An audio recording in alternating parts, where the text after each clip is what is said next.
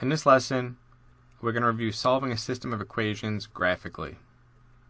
So first of all, a system of equations is simply two or more equations.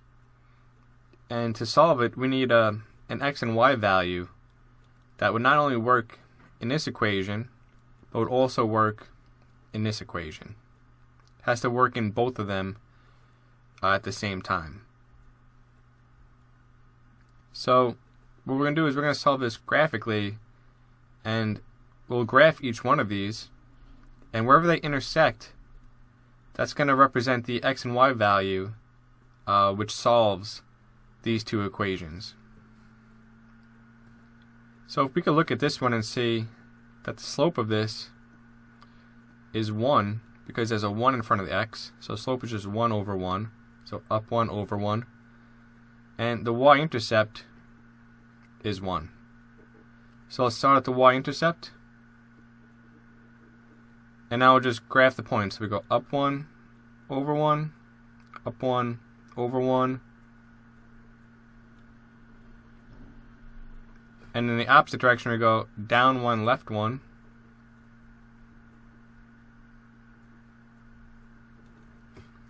and we have our line. So this represents y equals x plus 1.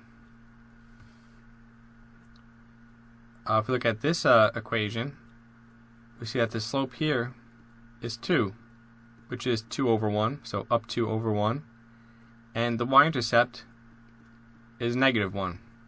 So let's start at negative 1, and we'll just follow the slope up 2 over 1. So up 2, make sure you count the x-axes, don't skip over it.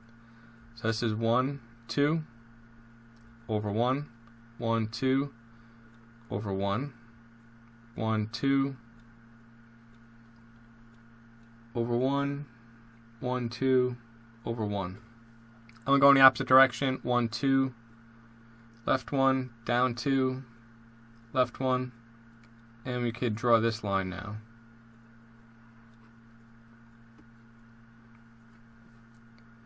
Okay, and we see that the intersection occurs here when x is 2 and the y value is 3. So this would be the solution for this system of equations.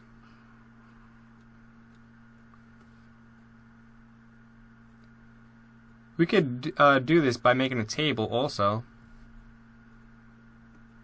So we have x plus 1, and the y value.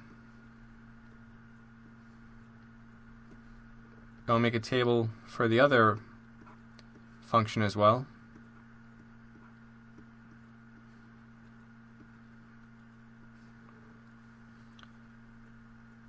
Let's just pick some points. We'll go from negative 2 to 2.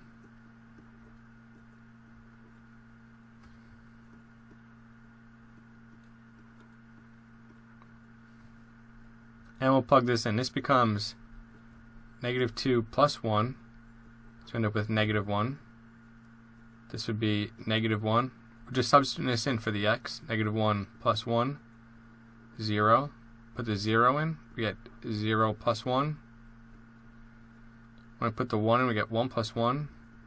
So y is 2. And when x is 2, we get 2 plus 1. And the y value would be 3. So I'll make another column for the coordinates.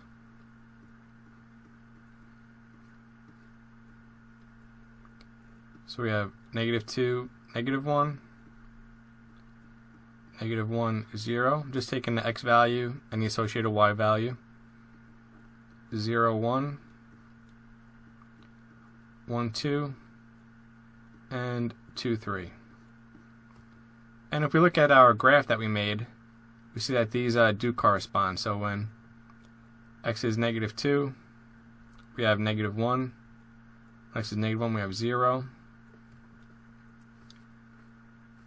Sometimes when you make the graph and you label it, after you draw the second line, you may say you picked a bad spot, such as I did here. to label this one, so I'm going to erase this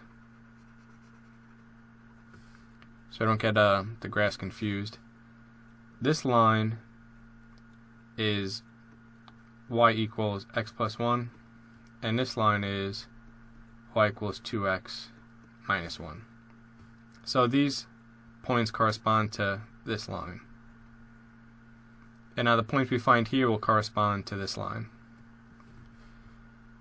So this is going to be, when x is 2, we have 2 times negative 2 minus 1.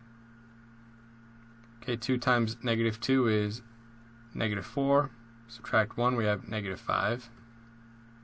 When x is negative 1, we have 2 times negative 1 minus 1. So we have negative 2 minus 1 is negative 3.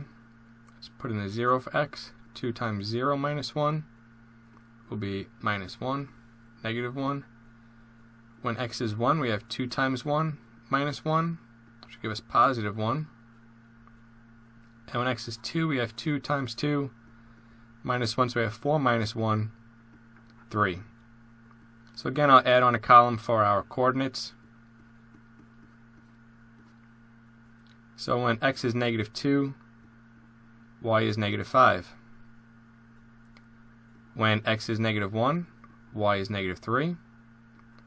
When x is 0, y is negative 1. When x is 1, y is 1. And when x is 2, y is 3. So again, we can graph this from these points, or we can look at the chart as well.